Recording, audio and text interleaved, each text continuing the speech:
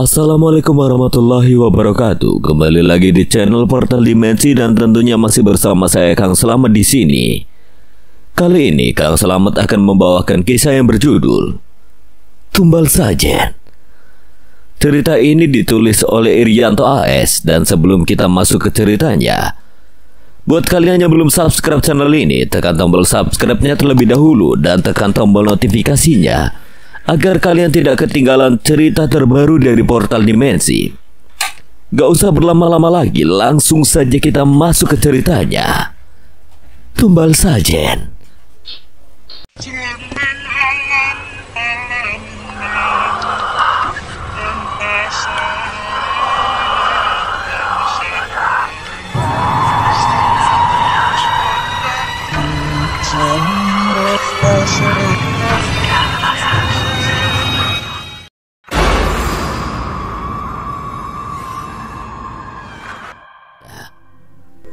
Saya Revan, Pak, dan mereka rombongan saya. Dan yang satu itu bernama Bimo hilang sejak kemarin sore. Saya Didi, kepala tim SAR di sini. Ada 15 orang yang saya bawa. Teman kamu ada yang tidak bisa jalan? Tanya Pak Didi dengan serius, matanya menatap Sandra dan Ria tajam. Iya Pak, teman saya Sandra terkilir kakinya. Begini, kalian semua kembali ke pos di bawah dibantu oleh 4 kawan saya. Kami yang akan mencari teman kalian. Biarkan ketiga teman saya yang turun, Pak. Saya tetap di sini mencari teman saya. Baiklah jika begitu, jawab Pak Didi, kemudian memerintahkan anak buahnya untuk membantu Sandra. Rev, kenapa kamu tidak ikut turun saja? Bahaya, Rev. Sandra memohon agar Revan ikut turun. Kalian harus sampai bawah. Ali, tolong beri kabar kepada orang tua Bimo. Bicaralah dengan pelan. Revan menepuk pundak Ali. Ia tidak kuasa menahan air matanya. Mengingat hilangnya Bimo di gunung ini, keberanian dan keputusannya untuk tetap mencari sahabatnya membuat ia semakin teguh dalam menghadapi situasi yang sulit ini, terlepas dari bahaya yang mengintai. Iya, Rev. Aku akan mengurusnya. Kamu hati-hati. Selalu beri kabar kepada kami. Rev, kami menunggu kamu di bawah, dan kamu wajib kembali menemui kami. Ria tak kuasa menahan emosinya. Ia menangis juga, tidak mau kehilangan sahabat lagi. Ali, Sandra, dan Ria berdiri di depan pos, memperhatikan Revan yang bergabung dengan tim SAR. Wajah mereka menunjukkan kekhawatiran dan kesedihan yang mendalam. Ali menggigit bibirnya, berusaha menahan rasa takut akan keselamatan Revan di ketinggian sekitar 1.700 meter di atas permukaan laut. Semoga mereka menemukan Bimo dengan selamat, bisik Sandra, matanya berkaca-kaca. Dia mengangguk, menarik nafas dalam-dalam untuk menenangkan diri. Di sisi lain, Revan melangkah mantap bersama tim SAR. Ia mengepalkan tinjunya, bertekad untuk menemukan sahabatnya itu, walaupun ia harus menghadapi medan yang berbahaya dan melelahkan. Ia rela melakukannya demi Bimo. Sebelum berangkat, Pak Didi memberikan briefing singkat kepada seluruh tim. Ia mengingatkan mereka akan pentingnya kerjasama dan kewaspadaan. Setelah itu mereka semua berdoa bersama, memohon perlindungan dan petunjuk dalam pencarian ini. Kita harus percaya pada Revan dan tim SAR. Ali mencoba memberi semangat pada Sandra dan Ria. Mereka saling berpelukan, berusaha menguatkan satu sama lain. Dalam hati mereka semua berharap agar Bimo ditemukan dengan selamat dan mereka dapat berkumpul kembali sebagai sahabat yang utuh. Tim SAR yang dipimpin oleh Pak Didi berkumpul di tepi hutan. Wajah mereka tampak tegang dan cemas. Tevi dan kedua temannya berdiri bersama-sama, saling memandang satu sama lain. Rasa kecewa yang melanda Tevi terhadap Revan semakin terasa. Namun ia mencoba menahan kekecewaannya demi pencarian Bimo yang lebih penting saat ini. Para anggota tim SAR memakai seragam orange dengan jaket rompi berwarna hijau terang yang mencolok, topi pelindung, dan sepatu boot yang kuat. Mereka membawa peralatan seperti walkie-talkie, senter, dan pertolongan pertama. Pak Didi dengan wajah tegas dan bersuara berwibawa membagi mereka menjadi 2 kelompok yang masing-masing terdiri dari 7 orang. Sesuai instruksi, kedua kelompok memasuki hutan yang lebat dengan dedaunan yang rimbun dan pepohonan menjulang tinggi. Suara angin berdesir melalui dahan-dahan menciptakan latar musik yang misterius dan menakutkan.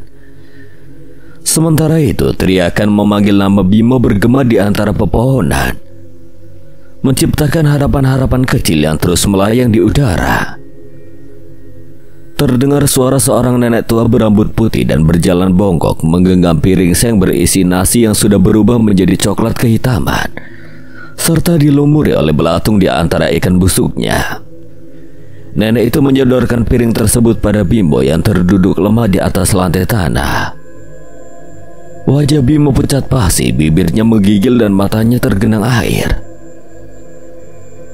Dalam bayangannya, di atas piring tersebut terhidang nasi putih menguap, diselimuti mie kuning berbumbu serta irisan ayam goreng yang renyah. Air liur terasa kental mengendap di tenggorokannya yang kering. Mulut Bimo terasa kaku dan tersedak. Terpaksa membuka mulut untuk melahap makanan itu. Seperti diterjang gelombang kemarahan, Bimo tidak bisa menahan isak tangis yang menggema. Mengambil sepotong nasi di ujung jari gemetar, Bimo menelannya sambil menjauhkan pandangannya dari piring, seolah makanan tersebut akan berubah rasa jadi lezat. Namun sangat disayangkan makanan itu terasa hambar tak bergizi. Bimo berusaha keras untuk mengatur nafas yang tersendat. Jantungnya berdegup kencang seperti ingin meledak setiap kali ia menyeruput air yang disodorkan. Air tersebut terasa asin dan pahit oleh darah anyir. Meski dalam penglihatan Bimo itu hanyalah air putih biasa. Seorang gadis berwajah pucat berdiri di hadapan Bimo. Rambut hitam panjangnya menutupi sebagian wajahnya yang penuh darah dan luka. Sorot matanya tajam menatap Bimo yang terduduk lemas di sudut rumah kumuh yang terbuat dari kayu lapuk di sekitarnya. Atmosfer desa yang dikuasai oleh makhluk-makhluk halus begitu mencekam dan menakutkan. Kegelapan malam yang pekat menyelimuti desa gaib itu membuat sinar matahari tidak pernah mampu menembus kegelapan yang mengekang. Kabut misterius yang tebal memenuhi jalanan sempit yang meliuk-liuk, menambah aura mengerikan di desa hantu tersebut. Semua sudut desa terasa dingin dan sunyi, menggelayuti Bimo dengan rasa ketakutan yang tidak tertahankan. Terperangkap di desa hantu, Bimo tidak bisa lari atau pergi dari tempat itu. Kini ia harus menanggung akibat perbuatannya yang telah merusak makanan makhluk halus berupa sesajen. Dalam keputusasaan, Bimo mencoba mencari jalan keluar, namun setiap langkahnya selalu diikuti oleh sosok gadis berwajah pucat yang menatapnya dengan tatapan maut.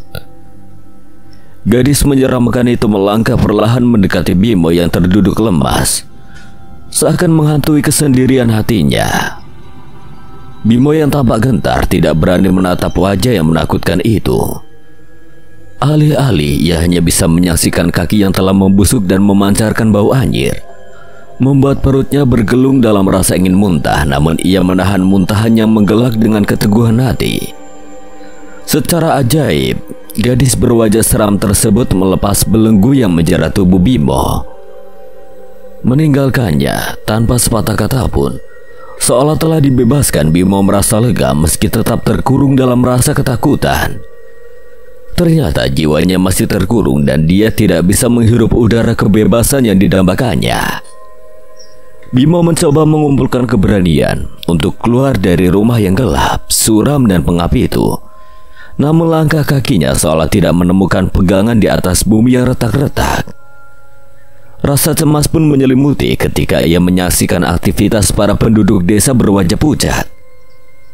Dipenuhi luka dan darah, tidak seorang pun menjawab tegurannya. Hanya tatapan mata tajam yang penuh amarah dan kebencian yang dipersembahkan untuknya. Bimo memutuskan untuk terus berjalan dalam diam sambil berusaha mencari tempat yang mampu membuatnya merasa lebih aman. Namun betapa ia merasa semakin tersesat karena setiap langkahnya tidak pernah menemukan jalan keluar dari desa yang misterius tanpa ujung ini. Desa hantu itu terasa semakin menyeramkan saat kabut putih mulai mengepul dan menyelimuti sekitarnya. Suara lolongan anjing dan suara menyeramkan lainnya terus berkumandang, seolah mengiringi setiap langkah kaki Bimo yang mencari jalan keluar dari tempat angker tersebut. Di tengah gelap hutan, sepi dan berkabut, Bimo tiba-tiba mendengar suara tangisan wanita yang pilu.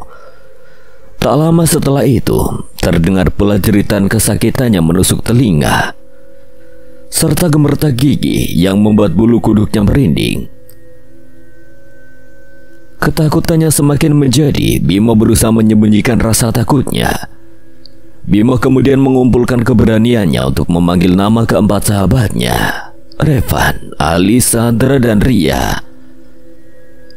Ia berharap teriakannya akan terdengar oleh mereka atau bahkan orang lain yang mungkin melintas di hutan pegunungan itu.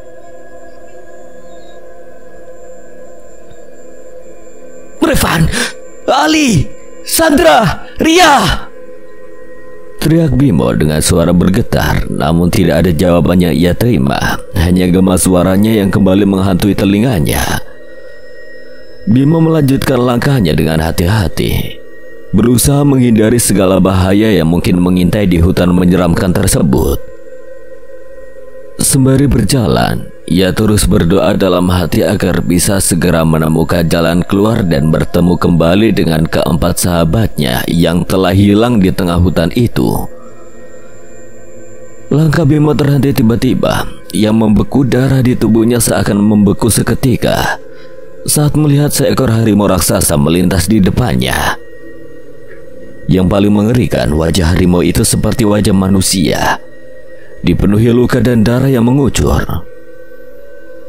Lidahnya menjulur, menambah rasa horor yang kian menggelayuti Bimo. Sorot matanya tajam, mengintimidasi dan seolah menyelami jiwa Bimo yang ketakutan. Namun Bimo tidak memiliki pilihan lain. Ia kembali ke desa hantu di dalam hutan.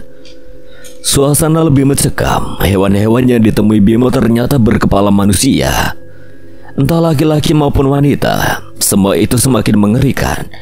Tetapi Bimo tidak bisa mengenyahkan rasa penasarannya tentang suara tangisan wanita yang terus menghantuinya. Siluman harimau itu perlahan-lahan menghilang, seakan-akan mengevaluasi langkah yang harus diambil Bimo selanjutnya. Bimo dengan langkah ragu dan keberaniannya yang tersisa mencoba mendekati suara itu. Tiba-tiba hatinya berdegup kencang saat melihat sosok wanita pendaki dengan ransel di punggung tengah menangis di antara semak-semak. Bimo berlari sekuat tenaga menghampiri gadis itu dan mencoba bertanya, "Mbak, kenapa kamu ada di sini? Apakah kamu tersesat?"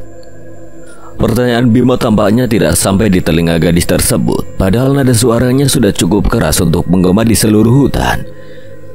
Bimo menegaskan diri siap menghadapi apapun yang bakal terjadi selanjutnya. Ternyata gadis itu tidak bisa melihat Bimo yang ada di sampingnya dan tidak mendengar ucapan Bimo. Gadis itu terus menangis meminta pertolongan pada temannya karena terjerembab ke semak-semak. Bimo hanya menatap gadis itu dengan penuh kesedihan. Dia tidak bisa mendengar dan menolongnya. Sekali lagi Bimo dikejutkan dengan beberapa pria berwajah pucat dan sinis sedang mengancam dan menjeratnya dengan tali besar. Bimo berusaha meronta dan berteriak kepada gadis yang ditemuinya itu. Namun gadis itu tidak mendengar, bahkan tidak melihat Bimo sedang berjuang dan bersungguh-sungguh berteriak. Segala upaya Bimo sia-sia, tubuhnya lemah, tidak mampu melawan orang-orang yang mengikat tubuhnya dengan beringas. Dengan hati hancur, Bimo kembali dibawa ke desa hantu yang mencekam. Diikat pada pohon besar, di atas kepalanya seekor ular besar melingkar erat di pohon. Namun berkepala wanita dengan taring tajam, mata merah membara dan lidah panjang bergelimpangan darah. Bimo menjadi tontonan bagi para makhluk halus yang menghuni desa itu. Tidak ada belas kasihan sedikit pun terpancar dari mata mereka. Bau darah, anyir, dan busuk yang menyengat terus menghantui hidungnya, membuatnya terus ingin memuntahkan isi perutnya. Dari dalam rumah tempat Bimo disekap, gadis yang melepaskan ikatan Bimo tadi diam-diam melihat Bimo yang kembali terikat rapat.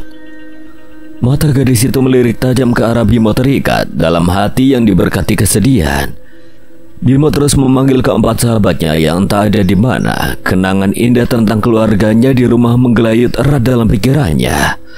"Ibu, Bapak, tolong Bimo,"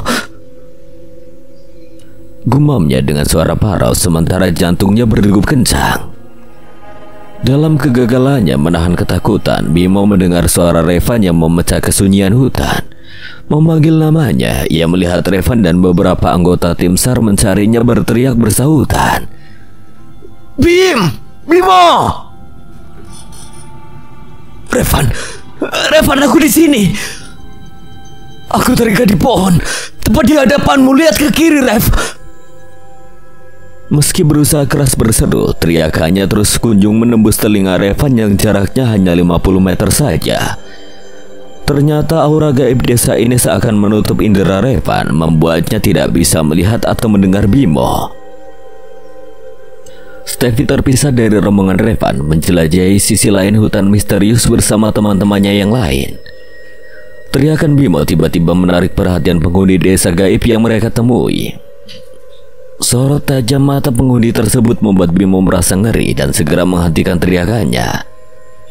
Ia terpaksa membiarkan Revan dan tim SAR melewati mereka, berlalu tanpa menyadari kehadiran Bimo. Putus asa, Bimo meluapkan kekecewaannya. Bagaimana mungkin Revan tidak mendengar teriakanku, padahal dia ada begitu dekat denganku. Kehilangan harapan, Bimo merasakan seperti dicengkeram perasaan takut yang menyiksanya dan tidak mampu melepaskan diri dari desa menyeramkan yang kini menjebaknya. Gadis menyeramkan itu melangkah menghampiri Bimo dengan langkah yang anggun namun mengintimidasi, dan ia ternyata tidak sendirian. Seorang kakek tua berjalan di sampingnya membawa tongkat yang menyiratkan kebijaksanaan dan wibawa. Kakek itu terlihat seperti sesepuh desa yang dihormati semua warga. Kakek tua itu melepaskan ikatan tali pada tubuh Bimo dengan gerakan pasti, kemudian menatapnya tajam seolah menembus jiwanya. "Kamu tidak boleh pergi jauh dari tempat ini," ucapnya dengan suara berat, membuat Bimo merasa berada di bawah tekanan yang sangat besar. Gadis menyeramkan itu melirik pada Bimo dengan pandangan yang begitu tajam hingga menusuk ke hatinya, lalu tertawa mengerikan sebelum terbang meninggalkan Bimo dalam kekalutan batinnya. Kakek itu juga pergi meninggalkan Bimo dalam kesendirian yang mencekam. Merenung dalam nasib yang tidak menentu, Bimo duduk di atas pohon besar yang tumbang ke tanah. Ia melihat ke sekelilingnya yang hanya penuh dengan pohon-pohon tinggi yang diterpa kabut tebal. Sosok pocong melompat-lompat menjadi tontonan seram yang tidak pernah ia duga sebelumnya. Kepala Bimo berat, ia takut namun ia berusaha tegar meski tidak tahu sampai kapan akan terjebak dalam desa misterius itu. "Revan, kamu gak lewat sini lagi. Aku di sini, Rev. Aku di sini ketakutan. Ali, Sandra, dan Ria di mana? Aku tidak melihat mereka, hanya Revan yang terlihat khawatir dan ketakutan." Bimo berbicara dalam hati di tengah keheningan hutan yang menyeramkan, seolah menantikan pertolongan atau setidaknya pertemanan dalam menghadapi cobaan yang terasa tidak berkesudahan. Malam itu di pos terakhir, ketegangan dan kecemasan semakin terasa. Tenda-tenda berdiri tegak di dekat pos perhentian, di mana pepohonan yang rapat menjadi saksi bisu akan usaha keras Revan dan rombongan tim SAR dan juga Steffi bersama kedua temannya. Di tengah dinginnya udara, beberapa anggota rombongan sibuk memasak, memasang tenda dan menyiapkan kebutuhan lainnya. Namun Revan dan beberapa lainnya termasuk Steffi tidak kunjung menyerah dalam pencarian Bimo yang menghilang. Sinar lampu senter mereka menembus gelapnya malam mencari tanda-tanda keberadaan Bimo di setiap celah pohon dan semak-semak yang ada. Dedaunan yang lebat dan tanah yang basah di bawah kaki mereka menambah kesulitan dalam pencarian, namun tidak menyurutkan semangat mereka. Udara dingin yang menusuk tulang mereka juga tidak kunjung menghalangi niat mereka untuk terus mencari tanda-tanda keberadaan Bimo. Steffi terduduk termenung, asap rokok yang dihisapnya perlahan membumbung. Tiba-tiba kulitnya menggigil dan seakan-akan ada sesuatu yang tidak bisa dilihat mata, namun ingin berinteraksi dengannya. Dua sahabatnya menatapnya bingung menangkap sesuatu yang aneh dari tatapan kosong Steffi. Tiba-tiba mata Steffi melebar terbelalak saat sosok wanita berambut panjang dan seram, wajah penuh darah dan mengenakan gaun putih lusuh muncul di hadapannya. "Temanmu ada di rumahku," bisik suara yang mencekam menggema di telinga Steffi. Steffi mengerjapkan mata dan mencoba berinteraksi dengan sosok wanita misterius itu. "Kembalikan teman kami. Keluarganya gelisah menunggu. Apakah dia masih hidup? Apakah dia baik-baik saja?" tanya Steffi dengan suara bergetar dan penuh rasa ingin tahu. Wanita menyeramkan itu hanya menggeleng perlahan menjawab pertanyaan Steffi dengan cara yang mengandung teka-teki. "Boleh aku melihat dia, walau dari kejauhan sekalipun?" pinta Steffi penuh harap. Ia ingin tahu bagaimana kondisi Bimo yang hilang itu. "Ayo ikut aku. Tapi jangan berani berbuat macam-macam, cukup melihat saja." Suara wanita itu menggema hingga ke tulang Steffi, membuatnya gemetar, namun tekad dan keberaniannya mendorong Steffi untuk mengikuti wanita misterius itu menuju desa gaib. Tubuh Steffi terpaku di tempat, namun jiwanya terbang mengikuti sosok menakutkan tersebut. Mereka melewati hutan gelap yang penuh kabut, mencekam dan memabukkan. Steffi mengikuti wanita tersebut yang terbang melintasi malam dengan penuh perhatian, berharap menemukan Bimo di antara kegelapan. Ketika mereka tiba di desa itu, pandangan Steffi dipenuhi oleh makhluk-makhluk gaib yang membuat bulu kuduknya merinding. Semua mata tertuju pada Steffi saat ia melintasi desa tersebut. Jantungnya berdebar-debar dengan cepat. Wanita misterius itu tiba-tiba berhenti. Lalu dengan jari tangannya berkuku panjang menuju ke arah Bimo yang sedang duduk bersama sekumpulan makhluk mengerikan. Di depan meja tempat Bimo duduk terdapat piring yang berisi belatung, kalajengking dan air darah merah pekat berbau anyir. Wajah Bimo pucat pasi namun terlihat berusaha menahan mual yang menggulung-gulung dalam perutnya saat ia mencoba menelan hidangan ngeri yang disajikan oleh para makhluk gaib tersebut. Steffi merasakan ngeri yang sama yang dirasakan oleh Bimo.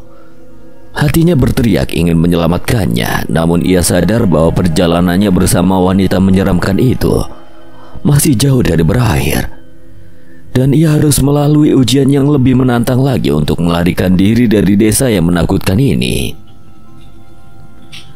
Suasana mencekam dan pekat menyelimuti Steffi, membuat napasnya tercekat. Entah mengapa ia merasa tak sanggup melanjutkan langkah. Keluar dari desa angker tersebut, tubuhnya terpelanting menarik perhatian teman-temannya. "Kamu kenapa, Steffi?" tanya salah satu temannya. Sementara yang lain berkerumun ingin tahu apa yang terjadi, tidak terkecuali Revan yang skeptis dengan pandangan Steffi. Aku nggak apa-apa, mungkin hanya mengantuk," ucap Steffi berusaha bangkit dengan pertolongan teman-temannya. "Jangan melamun, Steffi, kalau ngantuk istirahat saja," saran Pak Didi, sang pemimpin pencarian Bimo dari belakang. Steffi mengangguk patuh lantas mengurung diri di tenda, membiarkan yang lain mengira dirinya tidur. Namun begitu berada di balik sekat kain itu, pikirannya justru larut dalam gelombang kenangan. Dia berusaha mengingat setiap detail pemandangan yang pernah dialaminya, menggali tahu apa yang sebenarnya ia lihat. Steffi yakin satu hari nanti ia akan kembali ke tempat itu, menemukan tubuh Bimo yang hilang. Bayangan pohon besar yang menjulang dijaga seekor ular berkepala wanita terus menghantui pikirannya.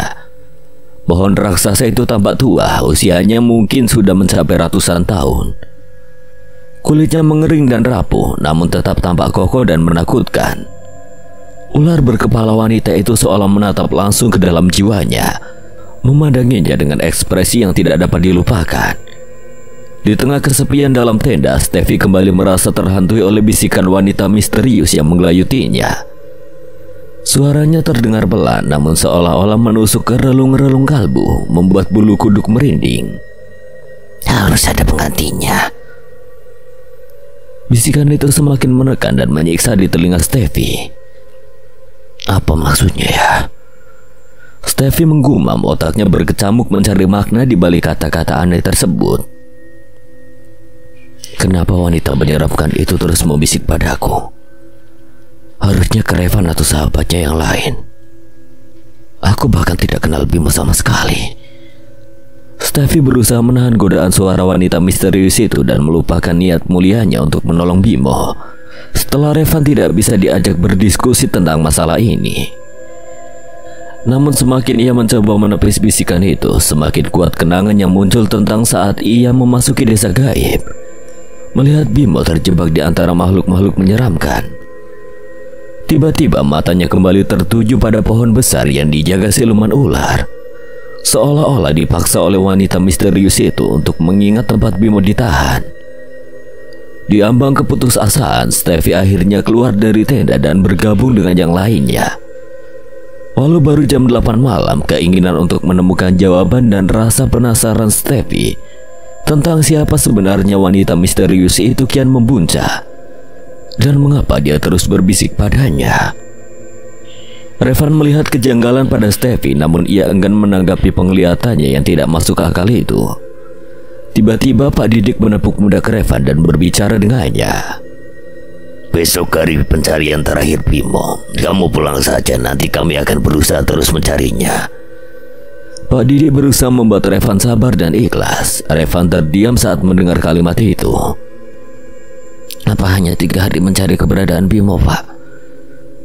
Revan masih belum ikhlas meninggalkan Bimo di hutan gunung seluas ini. Di sisi lain, ia menyadari betapa susahnya mencari sahabatnya di hutan ganas itu. Revan hanya ingin melihat tubuh Bimo jika memang hal buruk terjadi kepadanya. Revan menganggukkan kepala dengan pelan, berusaha menerima keikhlasan besok harus meninggalkan Bimo sendirian di gunung. Pak Didik berbicara dengan lainnya juga, bahwa besok adalah hari terakhir pencarian Bimo. Steffi melihat ke arah Revan yang terduduk lesu. Steffi berharap suatu saat Revan mau mempercayai ucapannya. Malam itu semakin larut dan hawa dingin merasuk ke tulang. Tenda-tenda berdiri kokoh di tengah alam yang gelap gulita, menjadi tempat perlindungan yang hangat bagi mereka yang beristirahat. Beberapa dari mereka sudah terlelap dalam tidur, sementara yang lain menikmati secangkir kopi dan sebatang rokok sambil ngobrol ringan untuk mengusir rasa kantuk. Steffi bersama kedua temannya memasuki tenda yang sudah mereka siapkan. Mereka mencoba tidur sejenak, mengumpulkan tenaga untuk pencarian terakhir Bimo keesokan harinya. Tenda yang sempit dan hangat di dalamnya menjadi tempat yang cukup nyaman untuk melepas kelelahan. Di luar tenda, Revan duduk di pos jaga dengan tubuhnya yang berbalut jaket tebal, menahan dingin yang menusuk kulit. Rokok di mulutnya menyala, menghasilkan asap yang menari-nari tersapu angin kencang. Desiran angin membawa gesekan daun dan ranting pohon, menciptakan suasana yang mencekam dan menakutkan. Dari kejauhan terdengar lolongan anjing yang semakin menambah ketegangan malam itu. Suara lolongan itu seperti menghantui perasaan Revan, membuat ia harus masuk juga ke dalam tenda, bergabung bersama dengan yang lainnya. Dalam tidurnya, Steffi bermimpi bertemu dengan gadis cantik di tengah hutan sendirian. Ia mengenakan pakaian seorang pecinta alam, lengkap dengan ransel yang berada di punggungnya. Gadis itu melambaikan tangan pada Steffi dengan berlari di hutan yang lebat. Saat itu terlihat cerah, masih ada sinar matahari masuk melalui celah pepohonan. Gadis itu semakin kencang larinya. Steffi pun mengikuti sambil berteriak, "Jangan lari, nanti masuk jurang!" Teriakan Steffi menjadi kenyataan. Gadis itu terpeleset masuk ke jurang. Dan Steffi berusaha untuk mencari gadis itu di antara semak belukar. Ia melihat tangan gadis itu meraih minta tolong. Lalu Steffi berusaha keras untuk menyelamatkan gadis itu. Sekejap suasana terang menjadi gelap dan wajah gadis cantik itu berubah menjadi gadis yang menyeramkan tadi. Steffi pun melepaskan tangan gadis itu dengan rasa takut. Seketika Steffi terbangun dari tidurnya dengan napas tersengal. Ia mengambil napas panjang dan berusaha mengartikan arti mimpinya itu. Apa hubungan gadis itu dengan Bimo? Pagi itu matahari bersinar cerah di atas puncak gunung. Tim SAR yang dipimpin oleh Pak Didik berkumpul dengan semangat untuk melanjutkan pencarian Bimo yang hilang di hari ketiga.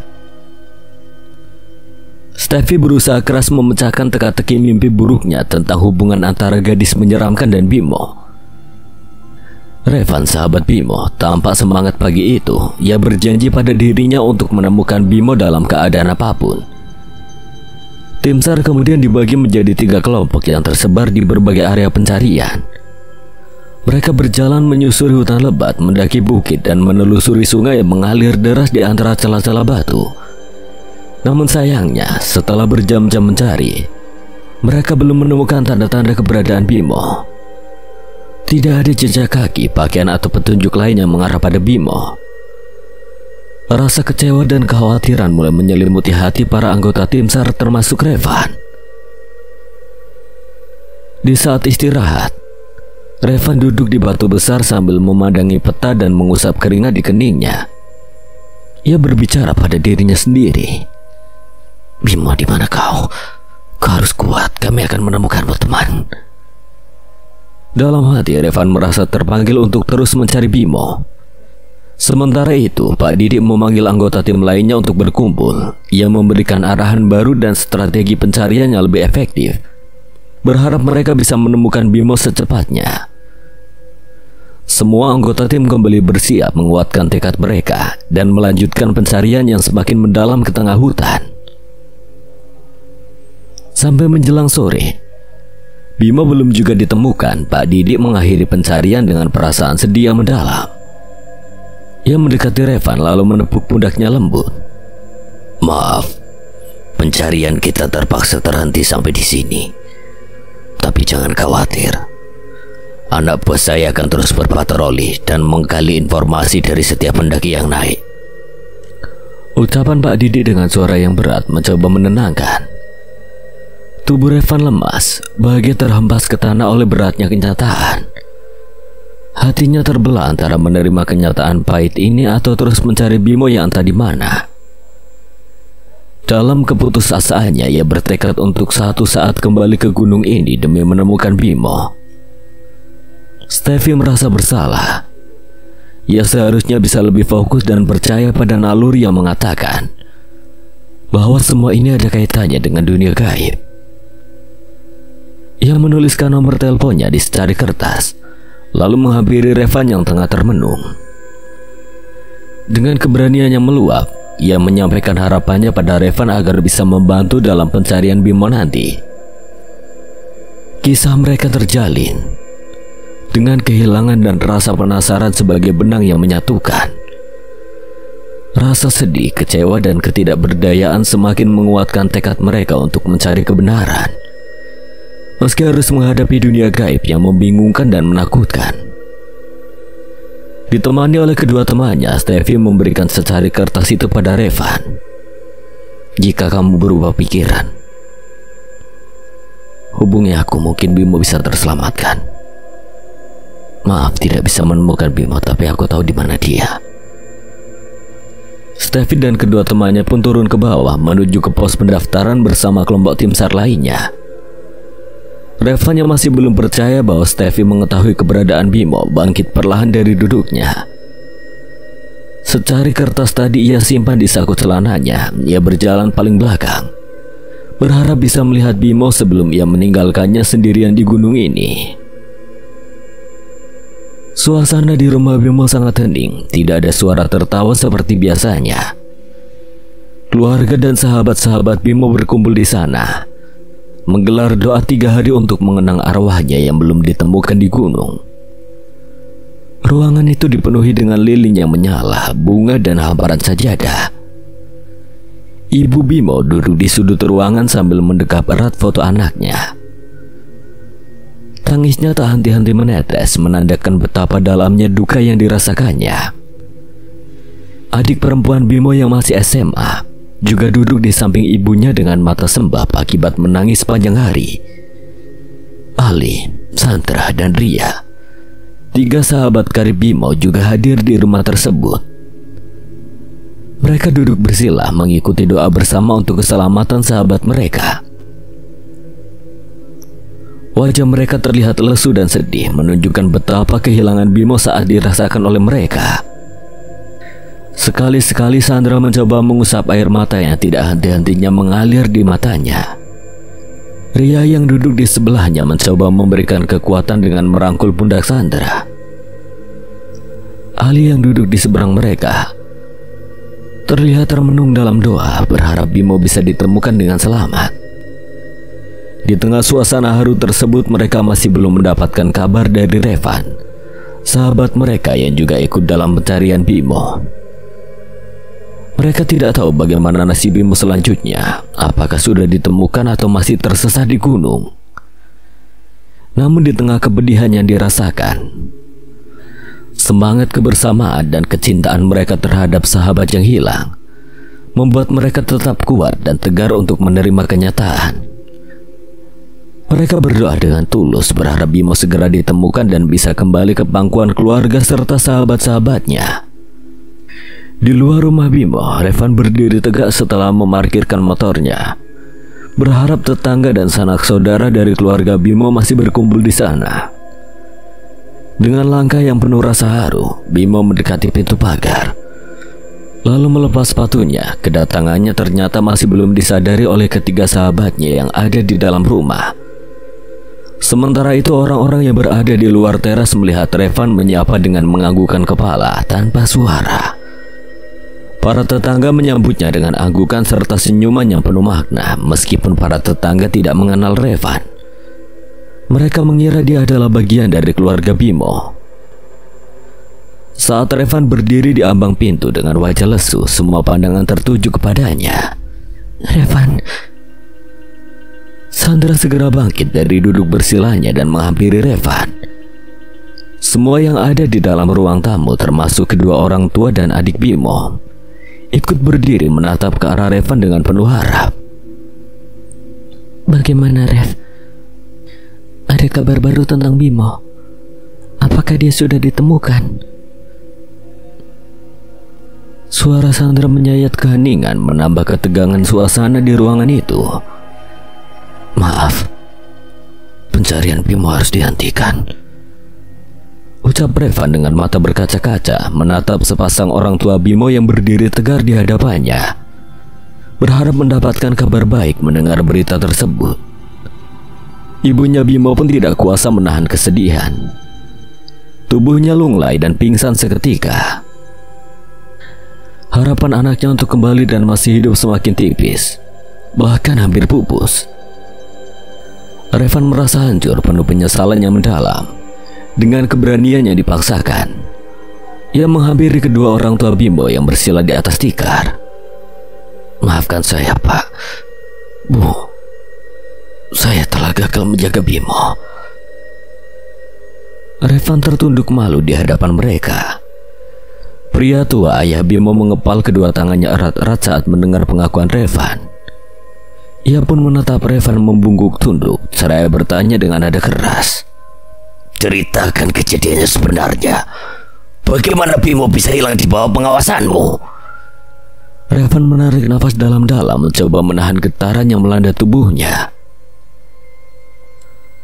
Sore itu setelah hujan reda, tapi masih berkabut, Bimo berjalan di depan hanya beberapa langkah dari kami. Suara tawanya terdengar jelas dari kejauhan, menggema di telinga kami. Kami mengira dia sudah tiba dengan selamat di pos pemberhentian. Namun, ketika kami akhirnya tiba di pos, justru yang kami temukan hanyalah tas Bimo, tergeletak sepi tanpa jejak pemiliknya. Kami semua kebingungan mencari dengan setengah mati. Namun apa daya, dengan segala keterbatasan kami tidak mampu menemukan Bimo. Keesokan harinya tim SAR datang membantu mencari Bimo. Namun setelah 3 hari pencarian penuh air mata dan harapan palsu, jejak Bimo belum juga ditemukan. Revan telah merasa gagal menjadi sahabat yang setia, melanggar janji yang ia ucapkan kepada kedua orang tua Bimo untuk menjaga putra mereka dengan sepenuh hati.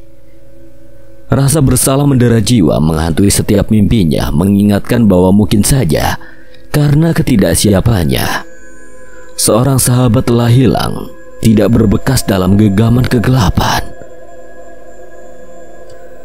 Setiap kata yang keluar dari mulut Revan bagai sejuta duri menusuk hati mereka, semakin menghancurkan jiwa mereka yang sebenarnya berharap keajaiban akan terjadi, bahwa Bimo masih bisa kembali dalam dekapan cinta keluarga dan sahabatnya.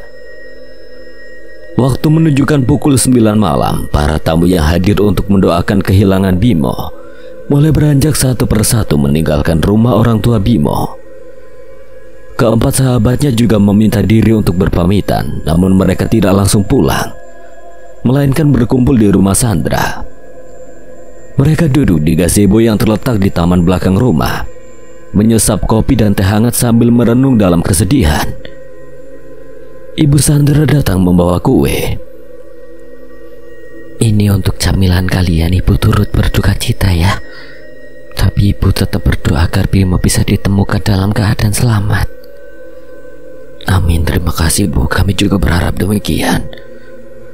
Mereka berempat terdiam dalam renungan, mengingat kebersamaan indah bersama Bimo. Tidak ada yang bisa mempercayai kenyataan pahit ini, bahwa Bimo menghilang begitu saja. Andai ia memang sudah tiada, setidaknya mereka berharap bisa menemukan jasadnya. Tiba-tiba Ali mengunggah pembicaraan dengan suara yang lirih. Revan, bagaimana jika apa yang dikatakan Steffi benar ternyata? Revan, Sandra, dan Ria saling pandang meresapi pertanyaan Ali. Apa maksudmu, Ali? Tanya Ria perlahan, dalam hati rasa takut dan harap-harap saling bergulat, mencari jawaban dari misteri yang menyelimuti Bimo. Setiap detik yang berlalu, mereka merasa semakin cemas dan gelisah.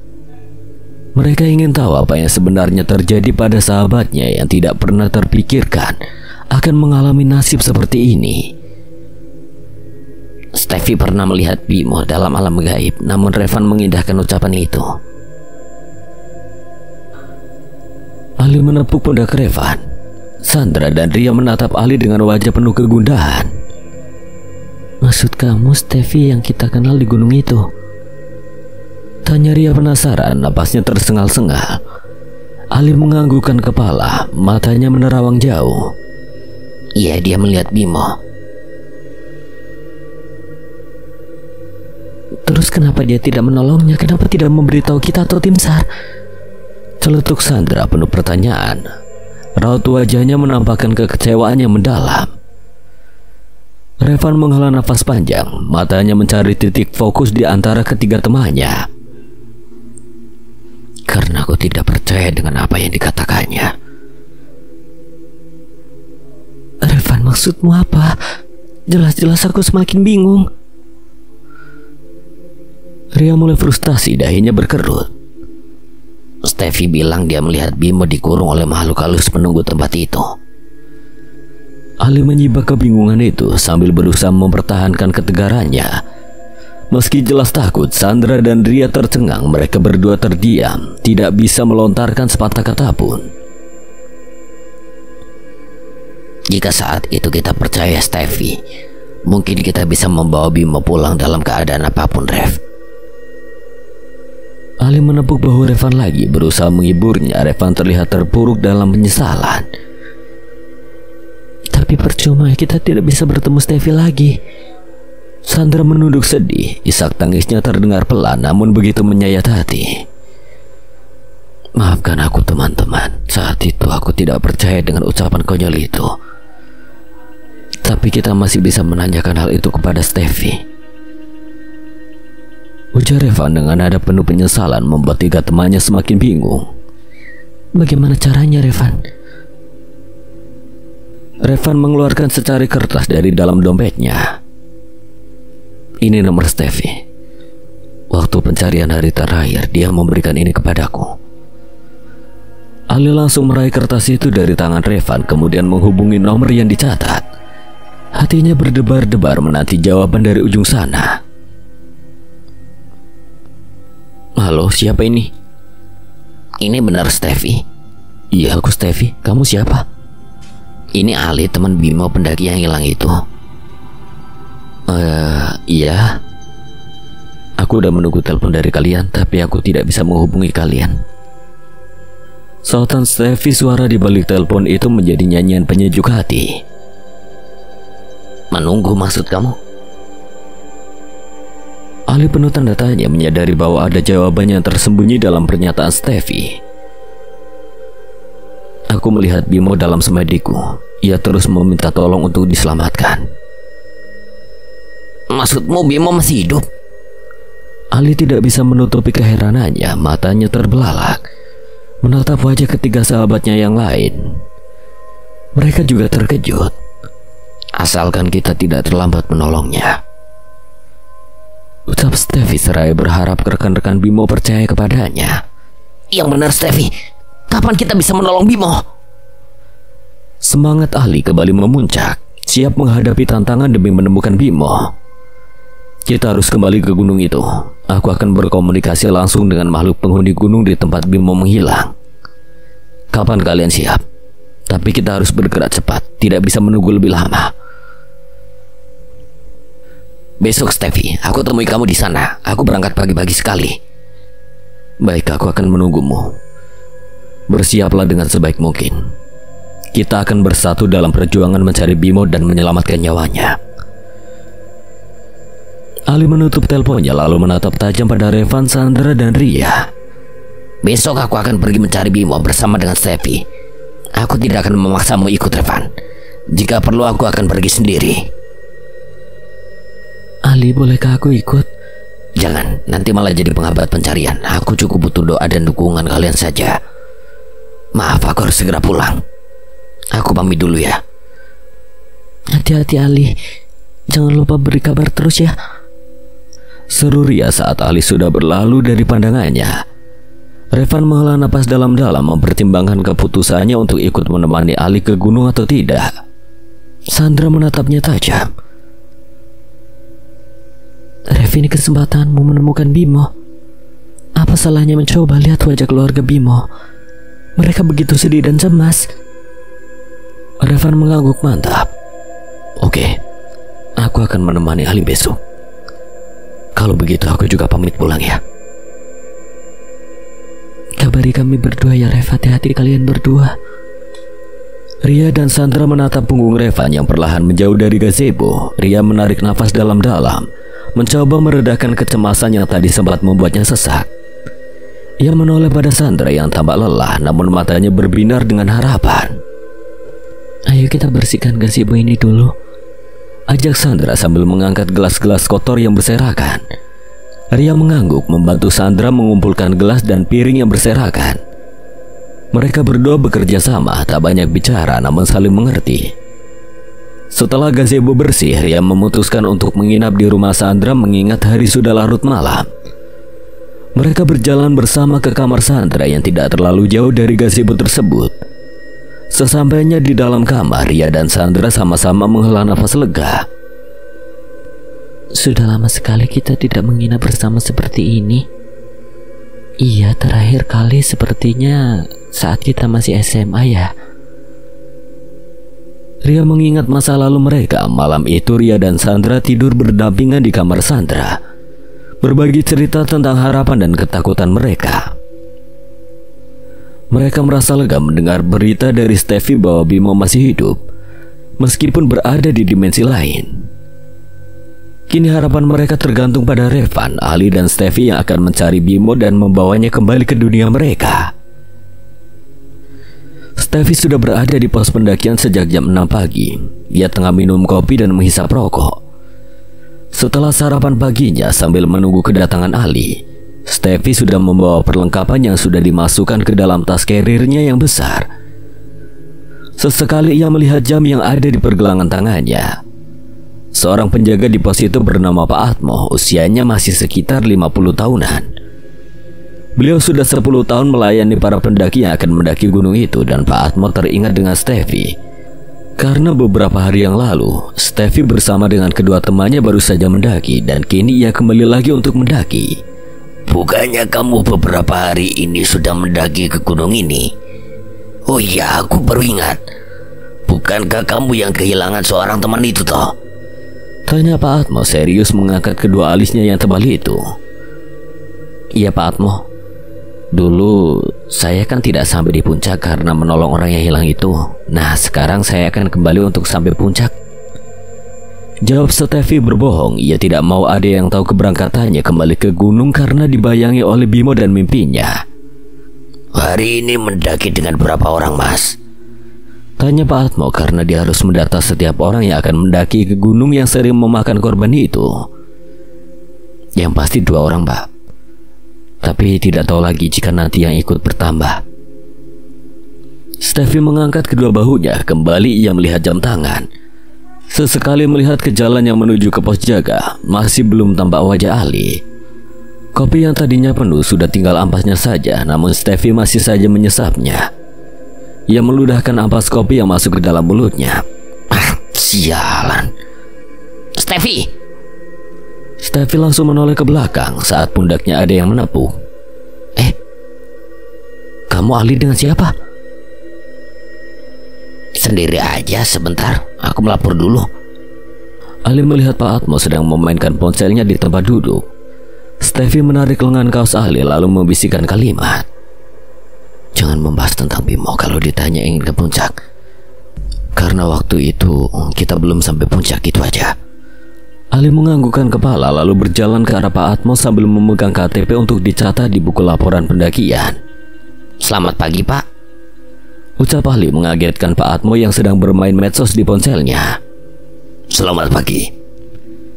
Pak Atmo menatap Ali yang berdiri di depannya lalu mengerenyitkan dahi. Bukankah kamu juga salah satu teman dari pendaki yang hilang itu toh? Benar, Pak. Kami akan kembali ke atas karena kemarin tidak sampai ke puncak, sekaligus mengenang teman kami yang hilang.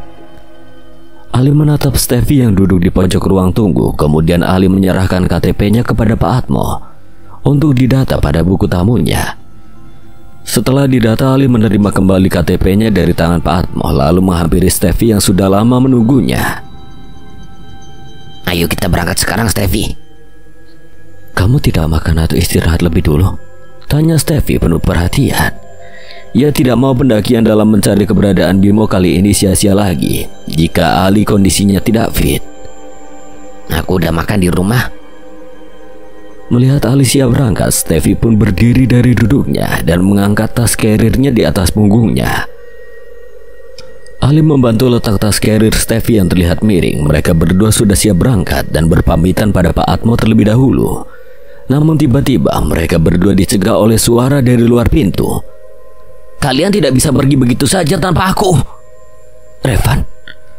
Steffi dan Ali nampak menjawab dan kaget saat melihat orang yang mencegahnya adalah Revan. Dengan gembira mereka berdua menyambut Revan dengan memeluknya. Aku tahu kamu pasti datang. Steffi tersenyum sambil menepuk bahu Revan. Revan menganggukkan kepala sambil tersenyum. Sebentar, aku laporan terlebih dahulu. Steffi menarik lengan Revan dan berbisik pelan. Jangan mengungkit masalah Bimo, katakan saja bahwa kita akan ke puncak. Pak, saya mau naik dengan kedua teman saya itu. Kamu juga teman dari pendaki yang hilang itu toh? Iya, Pak. Setelah itu Revan kembali menghampiri Ali dan Steffi yang sudah siap berangkat. Kamu gak ngopi atau sarapan dulu, Rev? Enggak, aku udah makan tadi sebelum berangkat. Kita langsung jalan aja, mumpung masih pagi. Mereka bertiga berjalan menuju perbatasan belantara dan hutan yang sudah terlihat jalan setapaknya. Kita berhenti dulu.